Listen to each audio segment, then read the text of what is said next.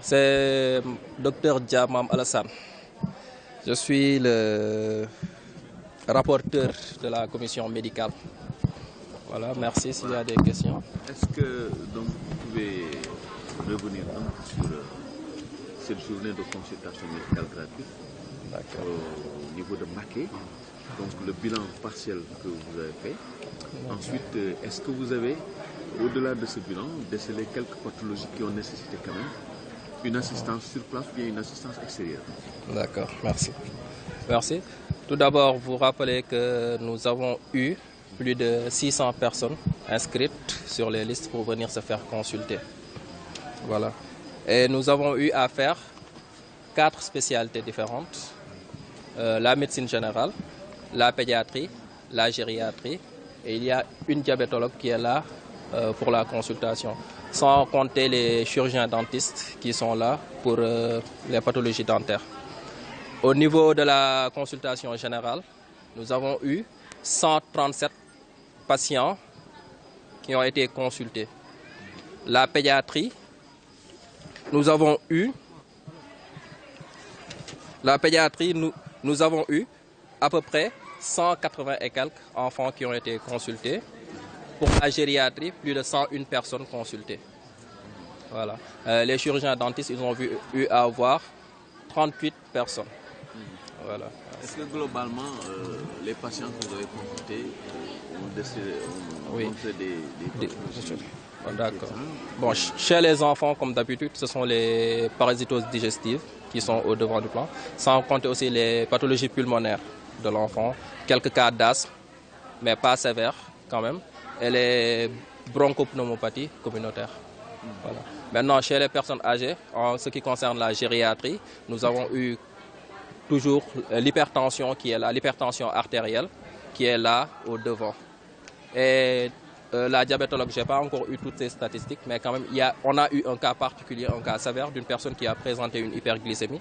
On a eu même à référer cette personne au niveau du poste de santé pour une meilleure prise en charge. Voilà.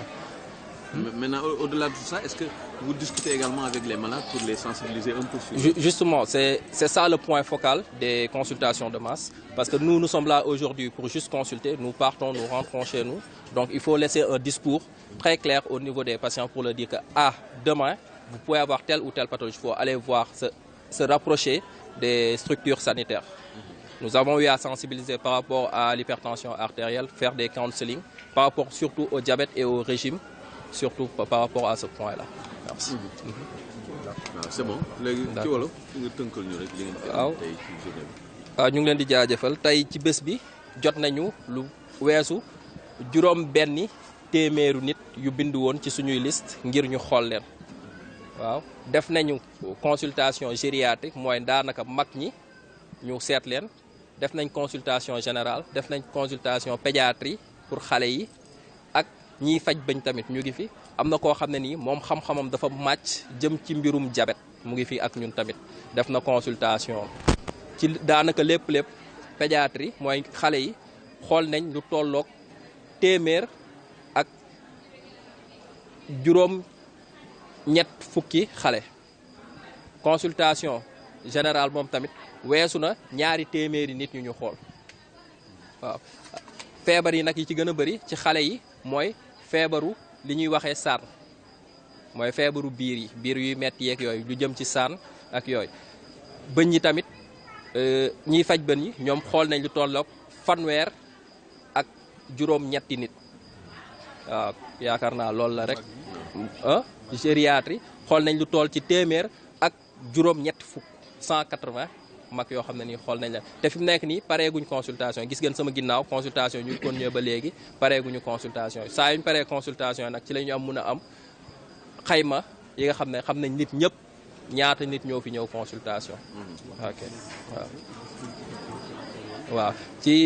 waaw ci feebar yi ñu ci gën a ràññeeku nag ci mag ñi mooy li ñuy wax tension mooy hypertension tension buy yéeg lañ ci gën a gis ak mbirum diabète bi tamit gis nañ ci diabète bi aussi lu bëri. waaw sensibilisation waxtaan ak mag ñi ci seeni feebar parce que feebar soo ko xamul doo ko faj parce que nit ñun docteur li ñu mun mooy jox la garab ak wax la ni ngay jëlee garab wante yow ci sa bopp soo xamul sa feebar doo mun a faju nit ki yaay faj sa bopp naam docteur da ngay ñëw ci moom mu wax la ne lii moo la dal jox la garab yi wante tamit ñun li ñu war mooy waxtaan ak nit ñi wax leen li jëm ci seen yi feebar ak ni ñu koy fajee ak ni ñu koy moytoo ba feebar boobu bañ leen daaneel. ndax am na ñu ngeen fi jot a maye ay garab ak yooyu. waaw maye nañ garab yu bëri garab yu parce que ñëpp ñuy xool rek ñu soxla ñu may leen garab jox dem nañ ci pharmacie bi ñu jox leen garab waaw. voilà ci xamu leen nombre bi de exactement. non nombre bi nag xamuñu ko parce que ñi ñu consulter rek lañ jëlagum pharmacie xamaguñu nombre bi assez mais ñi ñu consulter pour la plupart ñi soxla garab ñëpp. bindal nañ leen garab ñu dem ci pharmacie yi jël ko te fayuñu dara foofu lañ koy jëlee. amu leen ñenn ñu ngeen référé. si am na kenn ku xawoon a indi feebar bu diabète moo ko sonal ba mujj nañ ko bindal pour mu dem ci poste de santé ñu defal ko lépp lu war ak waxtaan nañ nag tamit ak moom ci lu jëm ci feebaru diabète bi surtout. mais diabète boobu est-ce que ñoom bu ñuy ñëw dañuy présenter si wala dañuy ñëw rek. comme waaw dara dalul wala. ça dépend rek. mais ki ñu fi jot a jël moom glycémie mooy li ñuy wax suukar bi ci dereetam daa jéggi woon dayoo mu ngi woon ci 3 grammes 80 suukar bi daa jéggi woon dayoo suukar bi warul yéeg benn yéeg ba àgg foofu. moo taxit mënoon na def crise moo taxit ñu ne ko gën ci teel lii urgence la ñu defal la liñ la war a defal nga defee ko ci poste de santé comme que fii nga dëkk ci poste de santé bi waxtaan nañu ak moom ba nga xam ne su jugee ci poste de santé bay ñibbi këram dina jaar pharmacie jënd ay garabam mun a saytu mbirum diabètam ak boole nañ ko tamit mu war a dem gisi spécialiste diabète bu ko war a topp di waxtaan ak moom chaque weer chaque ñaari weer analyse yi mu war a def yëpp waxtaan nañ ci ak moom ngir mu def ko. Merci beaucoup, docteur. Organiser les journées médicales de Mbacké cette année, Touba Mbacké en réalité. Bon, c'était à la suite d'une demande, une forte demande qui a été formulée par nos membres qui sont ici à Mbacké dans le cadre de la cellule départementale dirigée par Moran Gueye. Et nous avons aussi pensé organiser ces journées parce qu'on sait que il y a des problèmes de santé au niveau de Touba Mbacké, surtout les maladies chroniques non transmissibles comme diabète, hypertension. Et c'est la raison d'ailleurs pour laquelle nous avons organisé une conférence hier ici à Touba, à la mairie de Touba, par le professeur Lamine Gueye sur ces maladies-là. Et aujourd'hui, nous continuons avec cette journée de consultation médicale gratuite avec un don de médicaments d'environ 3 à 4 millions de francs CFA. Et nous avons estimé effectivement que c'était nécessaire d'organiser cette journée, surtout pour accompagner. Et ça, je l'ai dit tout à l'heure, le khalife général, le nouveau khalife général des Mourides, Seigne Mountakha, Seigne Touba, qui est là et qui nous a donné quand même son feu vert, son ndigal pour qu'on puisse organiser donc cette journée. Il nous a beaucoup appuyé, il nous a mis en rapport avec les gens qui assurent l'hébergement et la restauration, notamment les Hizbut Tarqiyyah. Alors donc voilà grosso modo les raisons pour lesquelles nous avons organisé donc cette journée de consultation et cette conférence d'hier. Voilà. Peut-être une dernière question. On se rend compte souvent que les populations ne souhaitent pas aller se faire consulter pour 2 raisons. D'abord, ils ne veulent pas découvrir certaines pathologies. Ensuite, ils n'ont pas les moyens. Est-ce que vous comptez pour renforcer davantage ce genre d'initiative pour permettre à la population largement également de venir participer? Effectivement, c'est d'ailleurs la raison pour laquelle nous avons organisé la conférence d'hier sur les maladies chroniques non transmissibles, diabète et hypertension. C'est pour sensibiliser les populations. D'abord, il faut que les populations aillent se faire consulter chez les médecins, les docteurs, pour connaître d'abord leur état donc sérologique. Il faut qu'ils acceptent aussi leur maladie et acceptent de se faire soigner. Et d'ailleurs, c'est la raison pour laquelle nous avons beaucoup misé depuis 2005 sur les journées de sensibilisation par des conférences publiques sur ces maladies-là. parce que je pense que c'est important la sensibilisation.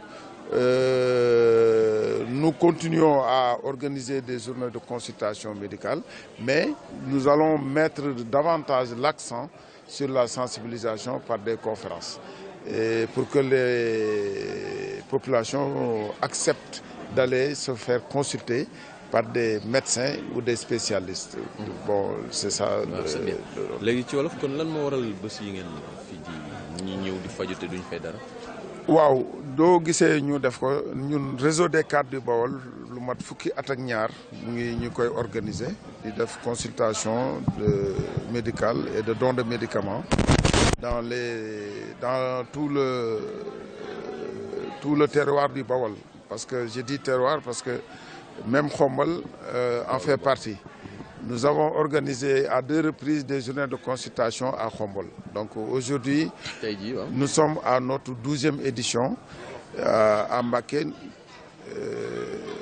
Nous avons organisé une journée médicale fii ci Mbacké bi mooy ñetteel bi yoon ñuy ñëw diggante Touba ak Mbacké.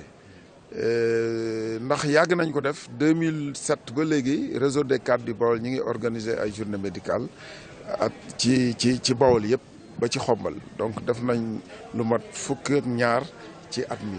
Donc loolu moo waral loolu boo gisee ñu koy def dañoo xam ni mbirum santé dafa am ay jafe-jafe ci population bi moo tax ñu ne dañ ci bay suñu waar di ko def. Wante boo gisee lu mat juróomi at a ngi nii ci ginnaaw dañu insister ci sensibilisation parce que ci feebar yi nga xam ni ay diabète ak hypertension nit ñi bala ñu ko faj il faut ñu xam ko looloo tax juróomi at a ngi nii bala ñoo def consultation dañuy def conférence sensibiliser nit ñi ci feebar yooyu pour que ñu nangoo dem di seeti médecin di saytu seen wér-gu-yaram di xool seen yaram pour que ñu xam lu leen dal pour mën a faju loolu moo waral ñu di ko def te biñ koy def tamit wax dëgg yàlla am nañ ci ndigalu sëriñ bi mu jàppale ñu ci ñaanal ñu moo tax yàlla moo tax buñ ko defee rek incha allah nañ ci am tawféex dal voilà. di gërëm ñëpp nag di gërëm médecins yi ak ñi ci jàppale ñëpp ak yenn journalistes yeeg ñëpp ñu ngi leen ci gërëm ci vraiment réussite bi bu amee c'est parce que ñëpp dañ ci jàppale. Merci beaucoup.